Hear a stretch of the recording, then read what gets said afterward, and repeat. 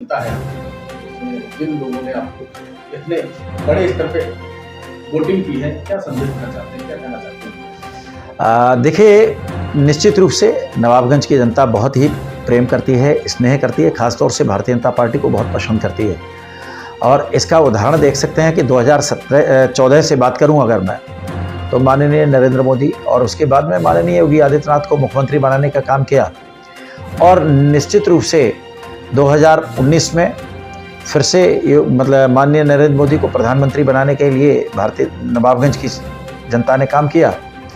फिर 2022 में ये स्नेह प्राप्त हुआ है, ऐसा लग रहा है। मैं सबका धन्यवाद भी करना चाहूँगा और निवेदन भी करना चाहूँगा कि ये स्नेह भारतीय जनता पार्टी पर लगातार बना रहे।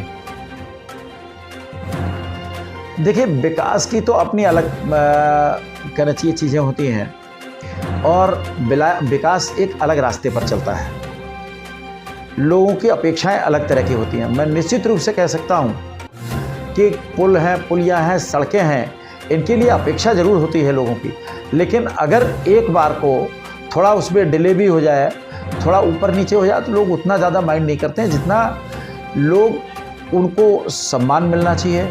उनको जब वो आए तो उनको अटेंड करने वाला होना चाहिए और उनकी जो व्यक्तिगत काम होते हैं, ख़ासतौर से देहात के लोग देखिए साधारण लोग होते हैं, सीधे साधे लोग होते हैं, तो उनके काम बहुत बड़े बड़े काम नहीं होते हैं, छोटे छोटे काम होते हैं कि साहब एसडीएम साहब से बात करा दो, तहसीलदार साहब से सिफारिश कर दो, लेखपाल साहब से कह दो, थाने में कह दो, तहसील में दे दो, छोटे छोटे काम होते हैं।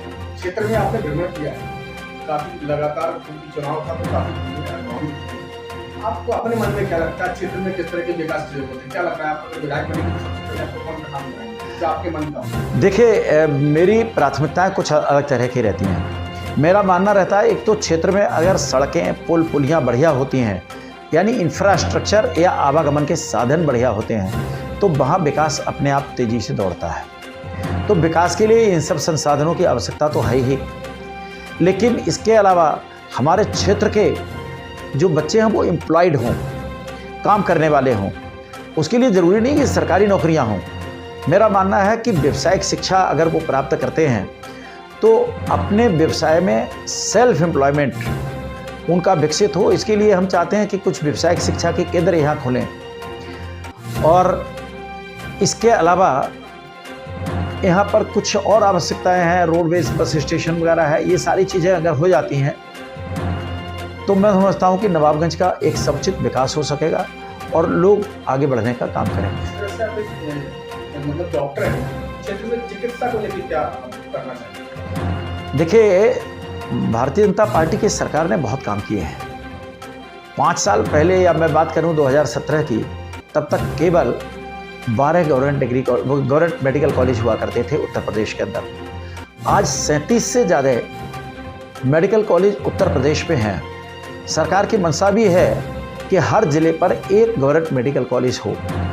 मेरी प्राथमिकता रहेगी कि बरेली ज़िले के लिए अगर इस तरह का आवंटन होता है तो वो नवाबगंज तहसील के लिए हो, अगर नहीं होता तो कोई बड़ा चिकित्सा का केंद्र नवाबगंज में बने, ऐसी अपनी प्राथमिकता है। और हम चाहते हैं कि लोग इस तरफ आगे बढ़े।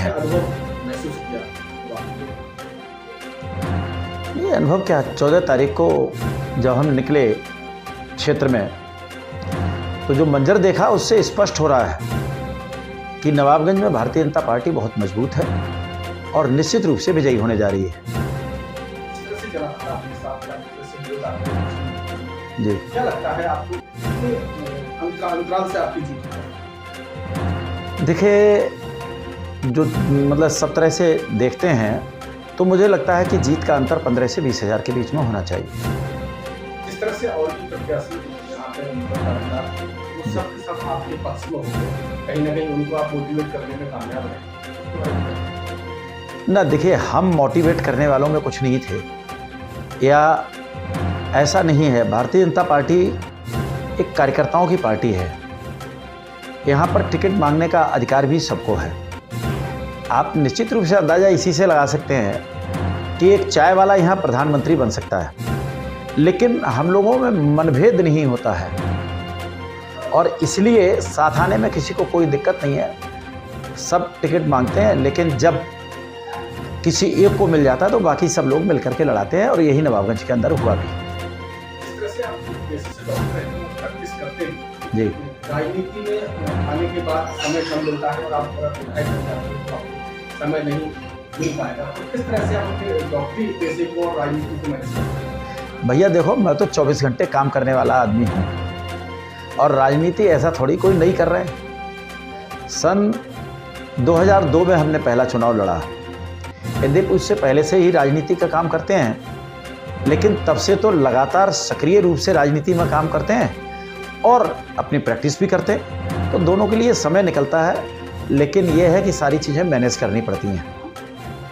अगर आप विधायक बनते हैं, जी। विधायक बनने के बाद सारी क्षेत्र की समस्याएं, क्षेत्र का विकास सब आपको देखना है, जी। तो उस समय कैसे मैनेज करते? देखिए, जहाँ तक मुझे लगता है कि फिर प्रैक्टिस का थोड़ा स्वरूप बदल जाएगा।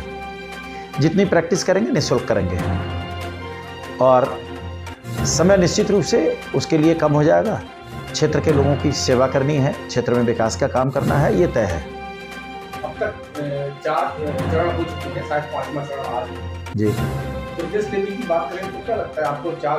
एक जरूर सिनेरियो थोड़ा सा इस बार का अलग है कि जहां लहर भारतीय जनता पार्टी के पक्ष में है, तो कुछ एकाध वर्ग ऐसे भी हैं जो समाजवादी पार्टी के पक्ष में बहुत मजबूती से लगे हैं।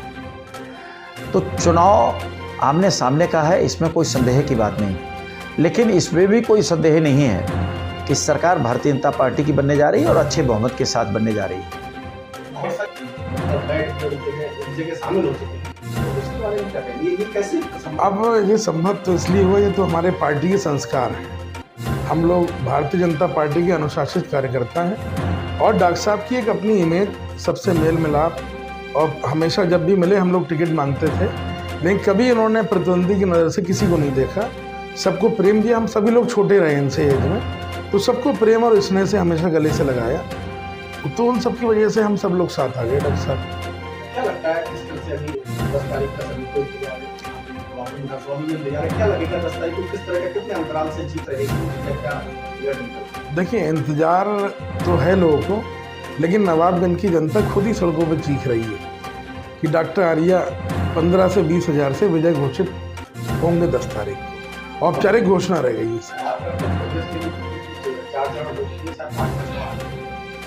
आप भी देख हो गया किस तरह से, हाँ, किस तरह से मतलब माहौल बना हुआ है। क्या वजह है भारतीय जनता पार्टी के अंदर क्या है, क्योंकि भी 3 चरण बाकी भी?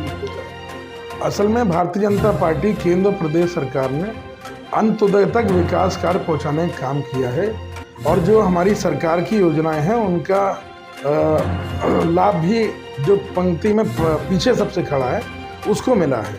तो इसलिए पूरे प्रदेश का वातावरण योगी में और भाजपा में है आज के टाइम में, और प्रचंड बहुमत की सरकार पुनः उत्तर प्रदेश में बनने जा रही है और योगी जी मुख्यमंत्री कुर्सी पे विराजमान हो जाएंगे, इसमें कोई संदेह की बात नहीं। मेरा एक सवाल आपका है कि भारतीय जनता पार्टी का एक गाना समझिए, चाहे कितना जोर लगा लो आएंगे फिर ये क्या है, मतलब चाहे कितना जोर लगा लो।